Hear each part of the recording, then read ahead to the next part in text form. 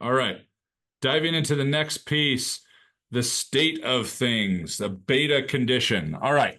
Again, we could easily eat up most of our time here. So I just want to talk about a couple of things. One, in my favorite and all the things that I've studied, the hundreds, if not thousands, of books and programs and courses and education and my own personal investments and coaching and therapy and all kinds of different things, both to learn and to experience.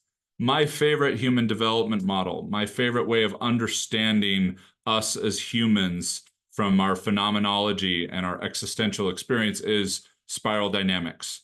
And in spiral dynamics, Dr. Clare Graves in the 70s was way ahead of his time.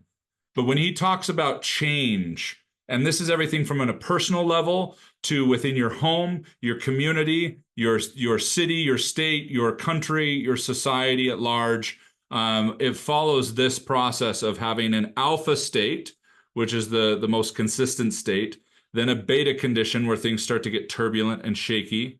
Then we go into a gamma state, which is the most terrifying part, but it's also the shortest one, fortunately. And then we have a delta surge, which takes us into a new alpha state. And then we go around and around and around. You don't need to remember that, but I just share that with you because there are essays and pages and pages and novels of information about each of those states.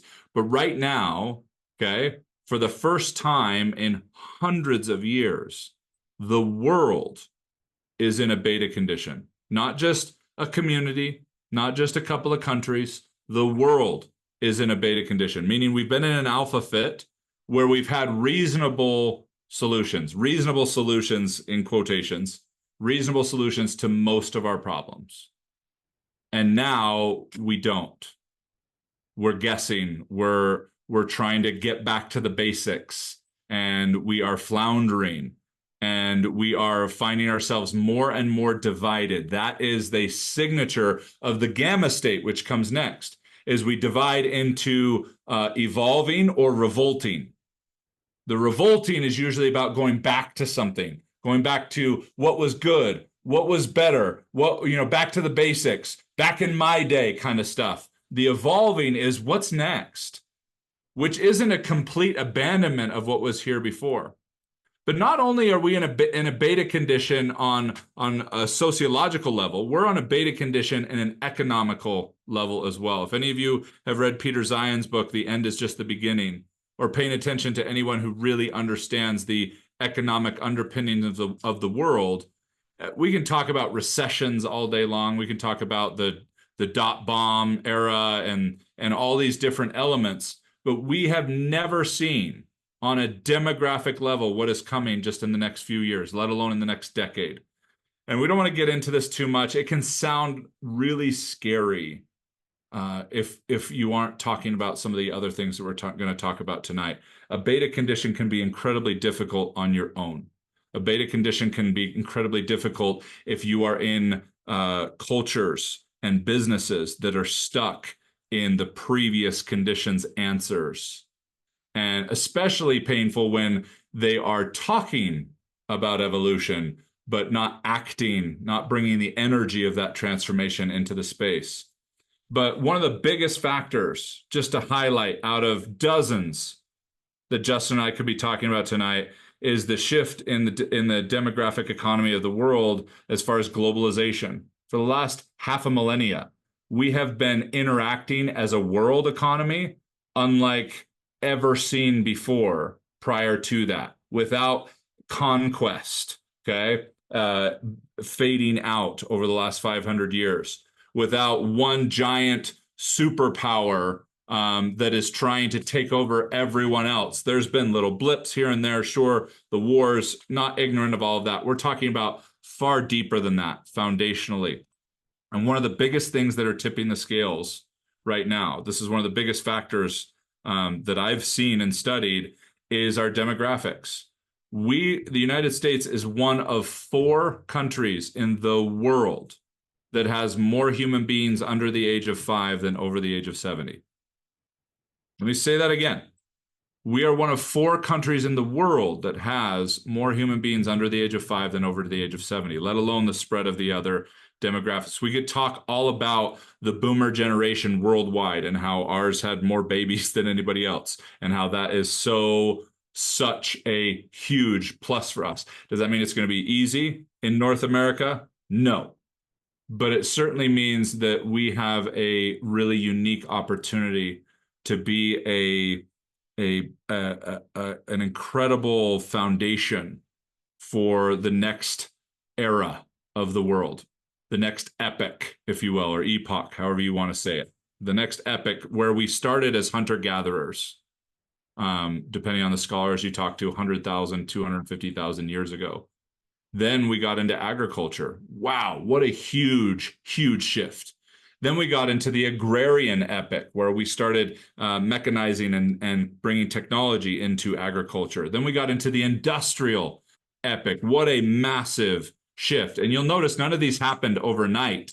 They all brought pieces of the previous one, and the previous ones still exist today. They're still hunter-gatherer type elements to our society, still very much agricultural and agrarian and industrial. And we have been in the technological epic now for a while, but shorter than any of the others, because it is going at literally a light speed.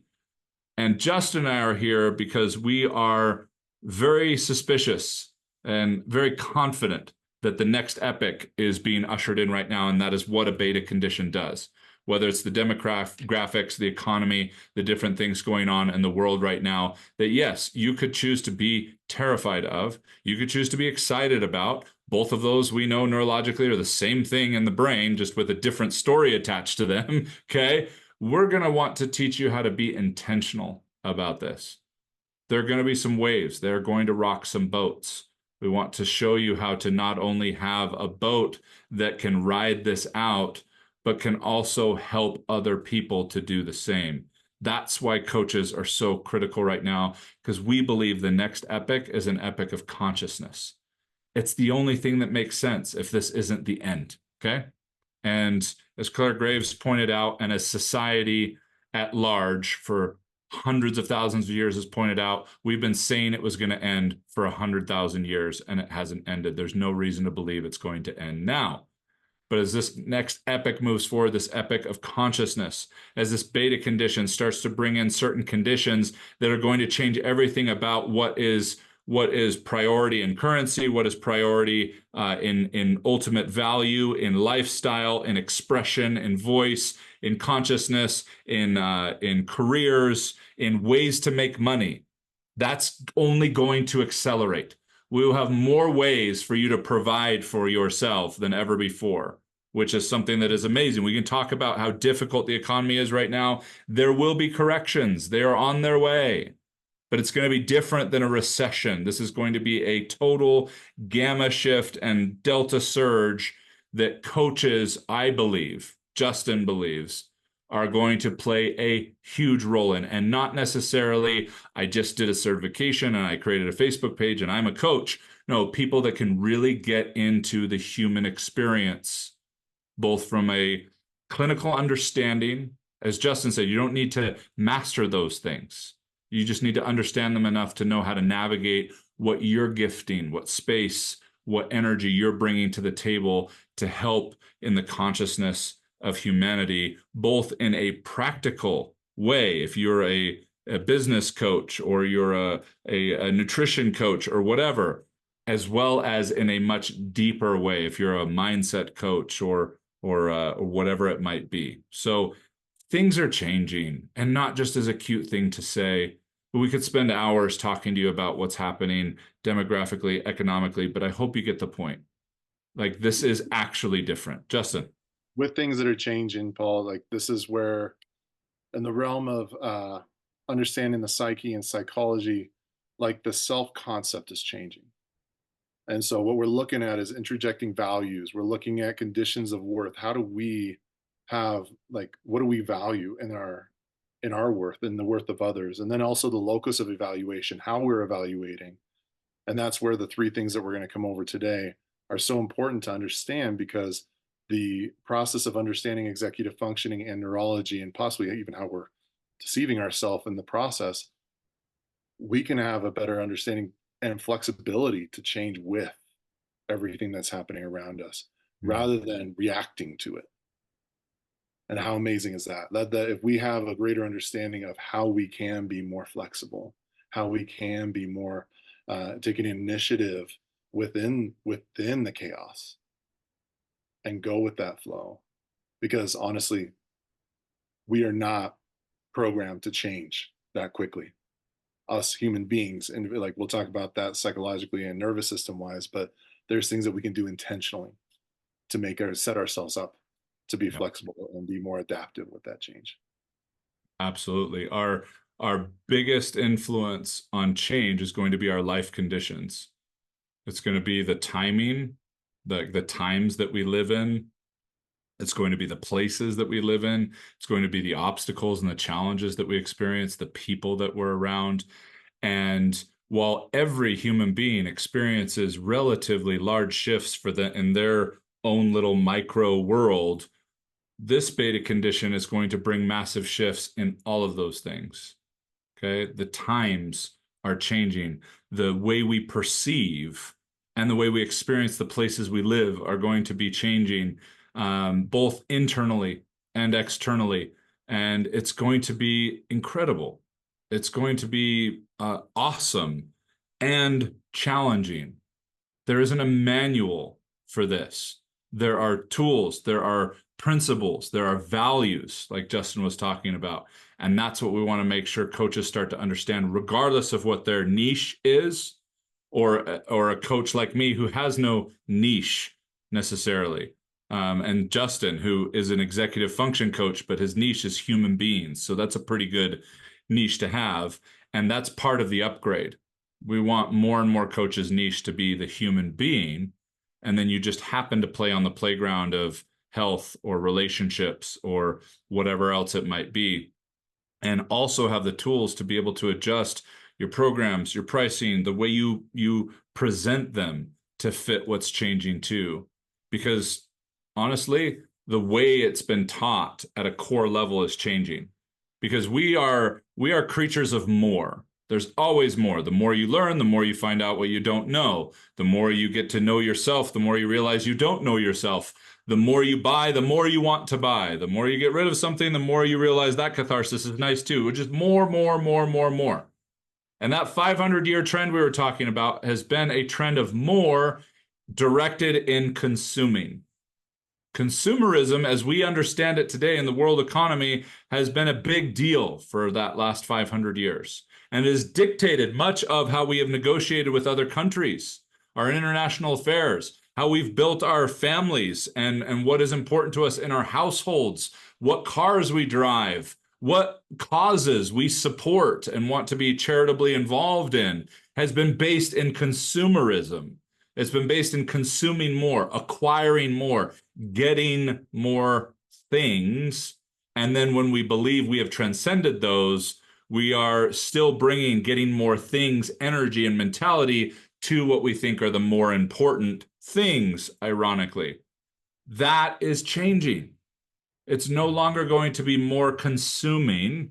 That is fading like the newspaper. It is going to be more consciousness. Now, will people still be willing to invest in that? Absolutely. But some of those rules are changing. Some of those elements are changing.